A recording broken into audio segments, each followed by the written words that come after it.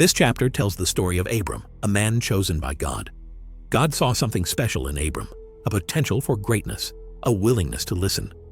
God reached out to Abram and made a promise, a covenant, a sacred agreement between the divine and the human.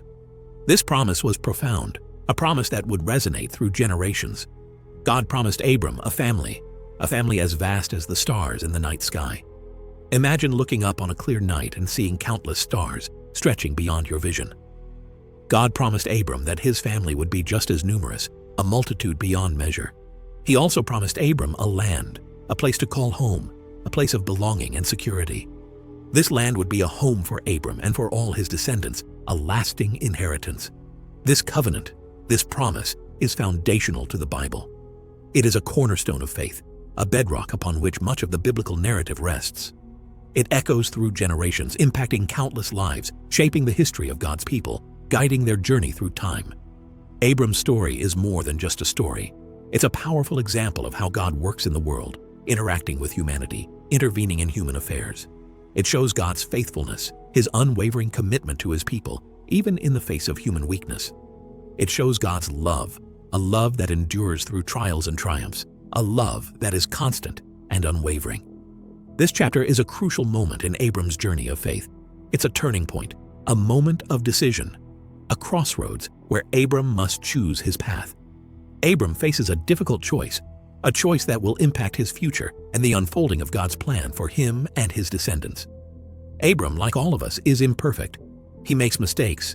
He stumbles along the way, sometimes losing sight of the path. But God, in his infinite mercy, remains faithful. God upholds his promise, even when Abram falters, showing a compassion and understanding that transcends human limitations. God's commitment to Abram is unwavering, a testament to his steadfast love, a love that persists despite human imperfection. Abram lived in Ur, a bustling city filled with activity and commerce. Ur was a center of commerce and culture, a place of vibrant life, but it was also filled with idolatry. The people worshipped false gods, idols of wood and stone. God called Abram to leave Ur, to leave behind everything familiar, everything he had ever known. He told Abram to journey to a new land, a land that God himself would show him, a land of promise and potential. This was a test of faith, a call to obedience, a challenge to trust in the unseen. Abram obeyed. He left the comforts of Ur, the life he had always known, the security of the familiar. He trusted God, stepping out in faith into the unknown, embracing the uncertainty of the journey ahead. Abram traveled to Canaan, the land God had promised, a land flowing with milk and honey. But famine struck Canaan.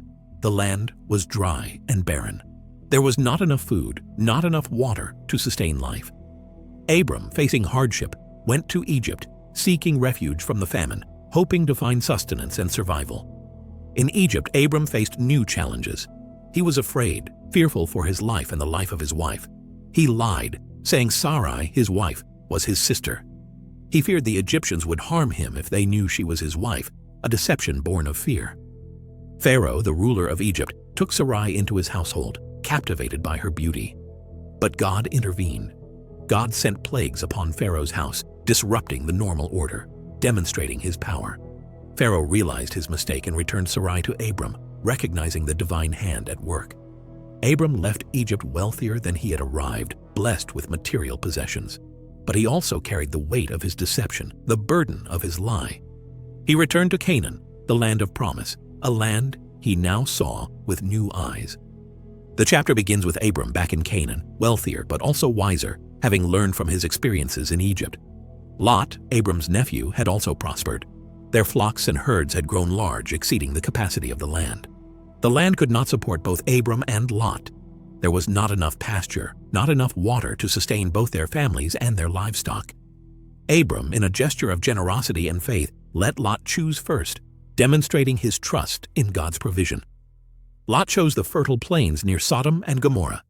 These cities were prosperous, offering immediate wealth and comfort, but they were also known for their wickedness, their moral decay. Abram remained in Canaan, trusting in God's promise, choosing the path of faith over the path of immediate gratification. Abram's decision was selfless. It demonstrated his growing faith, his increasing reliance on God's guidance. He trusted God to provide, even when it meant sacrificing immediate gain. choosing long-term blessing over short-term prosperity. Lot chose the easy path, the path of immediate prosperity, the allure of worldly wealth. Abram chose the path of obedience, the path of faith, trusting in God's ultimate plan. God saw Abram's faithfulness and renewed his promise. He reaffirmed that Abram would inherit the land, a land flowing with milk and honey, a land of abundance and blessing. He reiterated that Abram's descendants would be as numerous as the stars in the sky, a vast and unending family, a legacy that would endure through time. This chapter highlights three important themes. First, separation. Abram and Lot chose different paths, illustrating the importance of choosing wisely, of discerning the right path from the wrong. Second, blessing. Despite challenges, Abram continued to receive God's blessing, demonstrating God's faithfulness, his unwavering commitment to those who trust in him. Third, the promise of land. This promise represents God's covenant with Abram, a covenant that extends to all who believe, a promise of belonging and inheritance. This chapter teaches us about Abram's journey of faith, a journey marked by both triumphs and failures. He made mistakes, but he learned from them. He grew in his understanding of God, deepening his relationship with the divine. He learned to trust God even in difficult circumstances, finding strength and guidance in his faith. The separation from Lot shows the importance of choices, the impact our decisions have on our lives and the lives of others, the ripple effect of our actions. God's renewed promise shows that God keeps his promises. He is faithful even when we are not, offering grace and forgiveness even in our moments of weakness. This chapter is a vital part of God's unfolding plan, a plan of redemption and love, a story of hope and restoration.